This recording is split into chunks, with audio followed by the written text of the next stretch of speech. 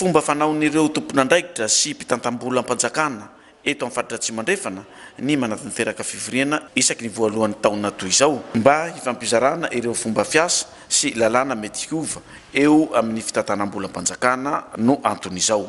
Hoe tiaja miasa ECD tiagnara nanaova procédure vaovao regny mba tsy hijana isan'andro fa mbo ho tafiditra agnaty mitovitovy na tsy hitovy mare aza satria mitovy tiasa tao na fonctionnaire na ECD zany.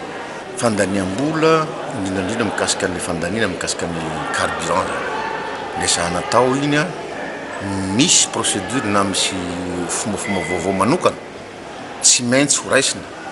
Fahatelo a ny akapobe ny fitantaram-bola am-panjakana somary miezaka ihany zany satria zay zany natao hoe le budget programme araka ny razabanay teo budget programme zany fa tsy budget de moyen haotrany tam'izay arakaraky ny zavatra misy zany miandania-bola am-panjakana.